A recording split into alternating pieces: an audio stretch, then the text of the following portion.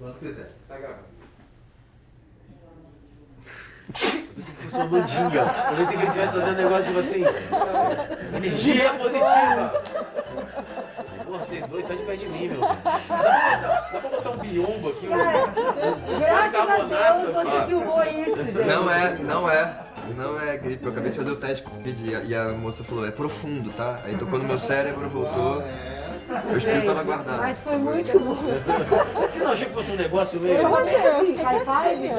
Fácil.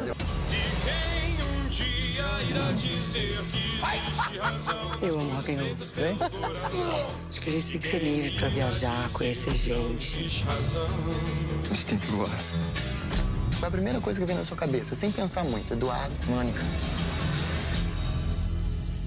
Olá pessoal, tudo bem? Eu sou Jana Montenegro do Cabine Secreta e estou aqui com Alice Braga, Gabriel Leone e Renê Sampaio do Eduardo e Mônica, esse filme tão aguardado desde o primeiro anúncio e que finalmente está chegando agora no início de 2022 como o primeiro filme nacional estreando nesse momento de renovar esperanças, ano novo, vida nova, retomada do cinema. Como vocês estão se sentindo com isso? O cu na mão, né?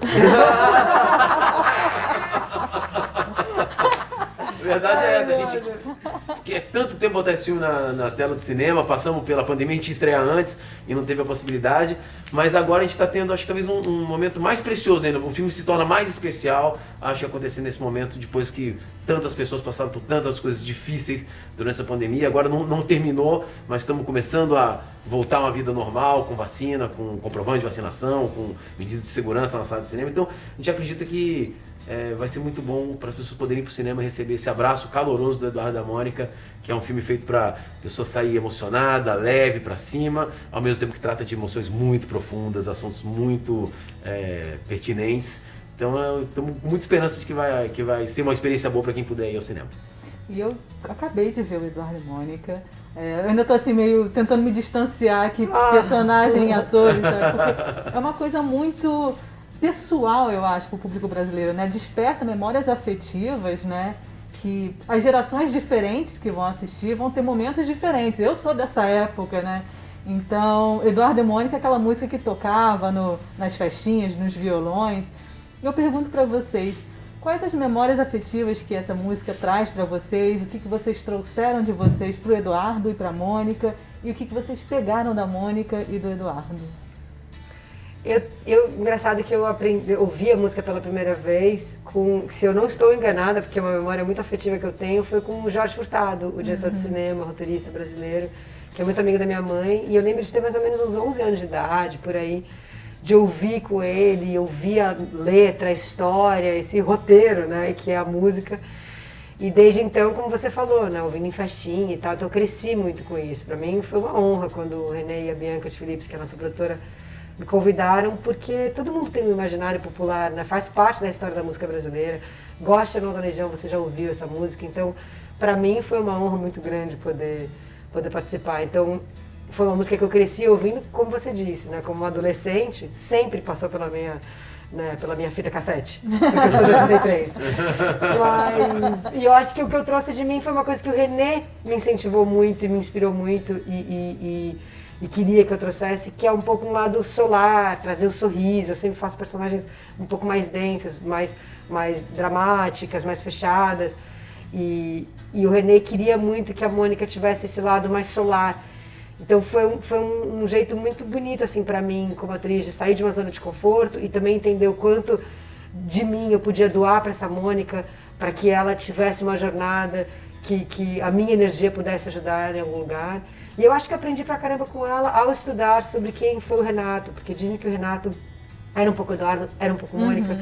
Então acho que estudando sobre o Renato, eu fui aprendendo coisas, acho que também sobre, além de política, mas sobre poesia, sobre paixão, sobre a verdade, sobre rock and roll. Acho que eu fui um pouco nesse lugar. E eu aprendi a andar de moto, que eu não sabia. E agora eu tenho uma moto. E você, Gabriel?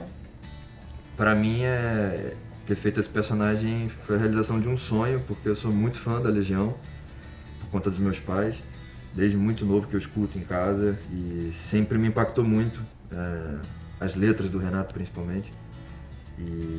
Então fazer um personagem criado por ele foi realmente assim um dos projetos mais especiais que eu já tive na minha carreira. E foi um processo delicioso, assim, ao mesmo tempo que, lógico, tem o peso, a responsabilidade de ser uma música tão já imaginada pelas pessoas, inclusive por mim, enquanto fã da Legião, mas ao mesmo tempo foi uma honra e um tesão, assim, foi um processo delicioso, um dos mais divertidos que eu já tive, e principalmente pela composição do personagem. A gente filmou em 2018, eu estava com 25 anos e eu estava fazendo um personagem de 16. Então foi um processo muito gostoso de ir atrás das minhas memórias físicas, de energia, enfim, referências que eu fui buscar para construir esse menino. Então, para mim, enquanto ator, foi um presente, assim, e enquanto fã nem se fala, né? Que legal.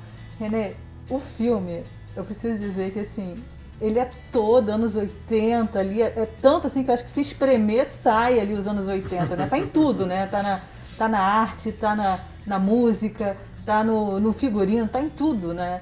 Então eu queria te perguntar sobre a trilha sonora, como é que foi essa escolha, que é totalmente rock and roll, eu tô aqui de rock and roll, vi ali o início do filme todinho, eu falei, nossa, sou eu ali na minha infância, na adolescência. Eu acho que o playlist do filme, ela é muito anos 80, realmente. Ele é muito baseado também nas referências do Renato. Então, Should I Stay or Should I Go, por exemplo. Mas também fala muito sobre as músicas que eu gosto muito. Eu estava lá nos anos 80, eu sou de época. Então, são músicas que eu adoro, mas principalmente são músicas que respondem ao que os personagens estão sentindo ou precisando sentir, ou que traduzem as emoções que o filme precisa passar. Então a gente vai buscar, dentro do que há de melhor nos anos 80, o que contasse melhor essa história que a gente está colocando aí para todo mundo assistir no cinema. E, Gabriel, eu preciso perguntar como foi usar aquele aparelho de novo para fazer aquelas cenas de 16 anos. Isso foi, eu estava te falando antes da composição, isso foi uma parte fundamental, né, a caracterização. E desde do cabelo até as espinhas, e o aparelho era uma prótese que a gente, né, encaixava, tirava, mas importantíssimo, né, porque eu, quando tinha a idade do Eduardo, inclusive a foto era uma das referências, né, eu usava aparelho fixo, usei durante 5 anos, então eu acho que foi super importante para dar esse tom, e depois você vê a virada no momento que ele tira o aparelho, enfim. Acho que são esses pequenos detalhes, como você estava falando, né, dos anos 80, mas se eu olhar individualmente dentro de cada um deles, a mecha do cabelo dela, né, são coisas sutis que estão ali pontuando, mas que ajudam a construir a nossa história, né? Imagino que vocês dois, nesse set de gravação, fosse um mergulho ao passado, aí chegava, ia pro hotel, não sei, reconectar com a realidade fosse um pouquinho mais difícil, ou não? Acho que não, mas era muito divertido a gente entender o tempo, né, daquele momento, de como as coisas elas não eram tão imediatas, né, e como às vezes esse tempo ele pode proporcionar coisas muito incríveis, porque a gente está muito mais presente no agora, né? O mundo sem internet, sem celular. Sem internet, sem celular, ele ajuda, ele atrapalha, mas ele é o que é. Então acho que foi interessante a gente jogar com isso, sabe? O tempo das coisas, o momento, né, de como ouvir uma música, de como trocar uma música, de como, né, fazer uma ligação, nossa, se encontrar, cai a ficha, né? Cai a ficha, acaba a ficha. Tá sentado esperando a ligação no telefone. Ela é muito fofa a cena que o Eduardo dá o negócio de jujubas pra Mônica, mas também é muito fofo que ela dá um mixtape, né? Que ela teve o trabalho de ir na casa dela gravar uma. A gente sabe que essa pessoa tinha que fazer o presente. E era um tempo. É um tempo. É um tempo que você tá ali pensando na pessoa, botando a letra, escutando, você tem que escutar a música. Às vezes tinha que esperar tocar na rádio. Exatamente, soltar pausa na hora, né? Então assim, tudo era diferente nesse lugar, que eu acho que deixa mais afetuoso o filme. Então acho que também essa coisa de ir pros anos 80 e não ter internet, não ter WhatsApp, não ter essas coisas, coloca o filme no lugar da vida real. Que a gente hoje em dia tem tudo isso e também tem a vida real. E ali a gente só tinha a vida real, né? Assim, essa vida que a gente está falando da conexão entre as pessoas. Então acho que isso deu mais força no drama dos personagens, sabe? Ele tem que ir até o Rio de Janeiro com um jornal para contar a novidade para ela que ele passou no vestibular. Não tem o FaceTime, né? Não tem o FaceTime, não tem uma foto para tirar no WhatsApp. e não vai ligar no telefone, passei no vestibular, você quer mostrar alguma coisa. Lógico. Então é muito diferente. E já que a gente está falando de tempo, né, e da geração Coca-Cola lá dessa época, agora já passou da geração Coca-Cola, estamos na geração do tempo, né, tudo do instantâneo. E o filme teve painel na Comic Con, né? E como é que vocês vão se conectar agora com esse novo público, as novas gerações que vão se espelhar em Eduardo e Mônica? Olha, por experiência própria, inclusive nos últimos shows da Legião, né? Que o Dado e Bonfá fizeram com um grande irmão, amigo meu, André Frateschi. O público da Legião é um público que se renova de forma assustadora, assim, sabe? Se você olhar, assim, eu digo isso por experiência própria também, eu fui com meu pai. É isso, assim, né? Então, é uma passagem de bastão total. E você olha pra plateia, muita molecada cantando as letras do início ao fim. Então, inclusive, eu acho que isso foi um dos objetivos também do nosso filme. Que fosse para todas as idades, né? Desde as pessoas, como o René fala, que viveram a época, que vai bater uma nostalgia, etc. Até a molecada que de repente está começando a descobrir a Legião e de repente está passando por situações, por experiências próximas do Eduardo ou da Mônica, que vai se identificar, enfim. Então né, eu acho que eu acho que o filme é de época, mas ele não é feito de uma maneira antiquada. Ele é um filme moderno, elipses de tempo, narrativamente ele tem essa agilidade para que o jovem de toda idade pode assistir, entendeu? Mexe com o jovem de 50 anos, que lembra do jovem que ele era, mexe com o jovem de 16 anos, 14 anos, que está indo conhecer pela primeira vez uma história de amor tão profunda e que é um ideal romântico e que tem espaço, acho que em todas as idades. Eu acho que é interessante porque o filme ele é muito plural, né? Ele fala de amor, ele fala da diferença, da aceitação da diferença, ele fala de encontro, né? De amadurecimento e eu acho que é um filme que dialoga muito com os dias de hoje, com o que a gente está precisando no Brasil e no mundo, sabe? Eu acho que a gente está vivendo um mundo muito polarizado, um Brasil muito polarizado, um Brasil muito machucado, de uma pandemia muito injusta, né? Com muita dor. Então eu acho que o filme fala com esses jovens que estão vivendo no mundo de hoje. E esses jovens me inspiram muito, porque eles são muito verdadeiros com o que eles sentem, com o que eles são, né?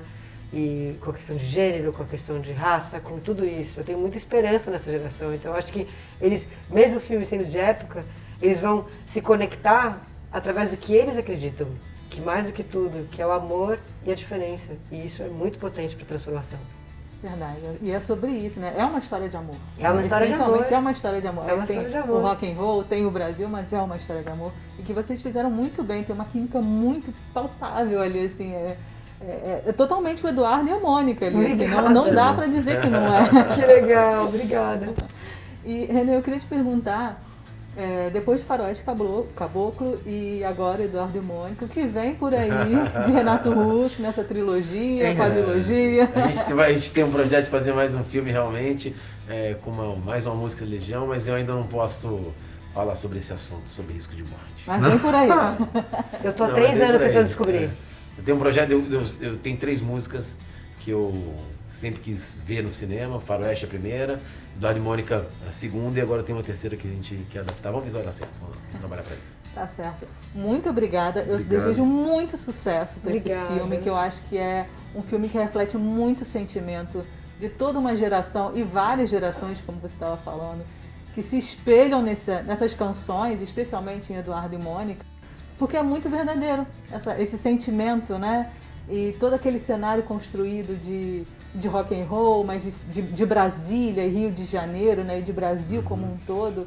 Então, parabéns por vocês terem conseguido essa essência tão pura, tão natural no filme, né? E desejo muito sucesso para esse longa. Muito obrigada. Obrigado. Obrigadíssimo. Eu te amo. Tô velha pra esse tipo de coisa. Tá bom. Desculpa, não te amo mais.